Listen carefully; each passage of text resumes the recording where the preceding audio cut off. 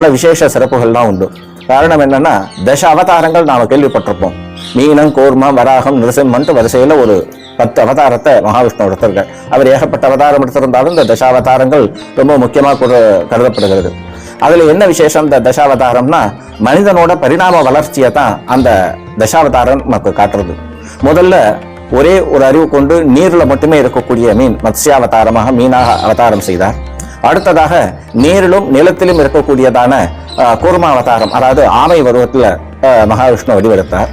அடுத்ததாக வராகம், நிலத்துல மட்டுமே இருக்கக்கூடிய குணக்குறைபாடுடைய வராக ரூபத்தை அவர் எடுத்தார்.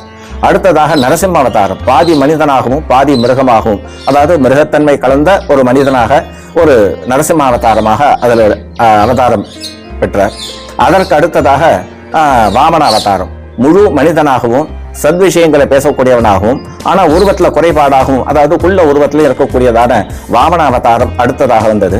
அதற்கு பிறகு அந்த வளர்ச்சி குறைபாடு நீங்கி முழு வளர்ச்சியுடன் நல்ல அறிவு ஞானத்துடன் கூடிய பரசுராம அவதாரம் அப்படிங்கறத எடுத்த. ஆனாலும் அதுலயும் குணக்குறைபாடு உண்டு. யாரோ ஒரு க்ஷத்திரியன் தன் தகப்பனை கொண்டு விட்டான்ங்கிறதுக்காக 21 தலைமுறை க்ஷத்திரியர்களை வதம் செய்வதுங்கிறது ஒரு தவறான செயல். அந்த காரணம் எதற்காக செய்தாருங்கிறது புராணங்கள் சரியான காரணங்களை சொல்லியிருக்கு. இருந்தாலும் நாம எடுத்துட்டு கண்ணோட்டம் பரிணாம வளர்ச்சியில இதுவும் ஒரு குறைபாடு தான்.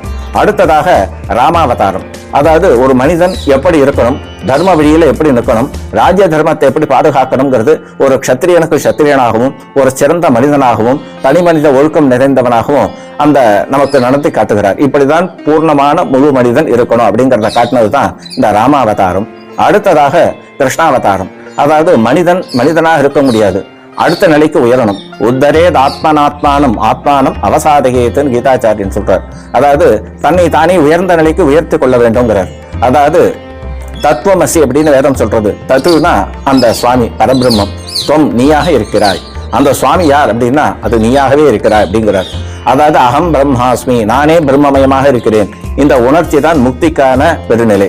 அதாவது இறைவனும் தானும் வெவ்வேறு இல்லை, இறைவன் நிலைக்கு நாம் உயர்ந்த நிலைக்கு போகணும், இறைவனோட பாதார பந்தத்துல ஏதாவது இரண்டரை கலக்கணும் அப்படிங்கிற நோக்கத்துல தான் நம்மளோட செயல்முறைகள் அமையணும் காட்டினதுதான் அந்த கிருஷ்ணாவதாரம். அதாவது மனிதனுக்கு மனிதனாகவும் தெய்வத்திற்கு தெய்வ அவதாரமாகவும் காமிச்சது. அதாவது உயர்ந்த தெய்வ நிலைக்கும் மனிதன் போக முடியும் அப்படின்னு மனிதனோட ஒவ்வொரு பரிணாம வளர்ச்சியும் காட்டக்கூடிய தசாவதாரங்கள்ல பரசுராம அவதாரம் நிகழ்ந்தது இந்த அக்ஷய திருத்தியை அன்னைக்கு தான் இந்த பரசுராம அவதாரம் நிகழ்ந்தது.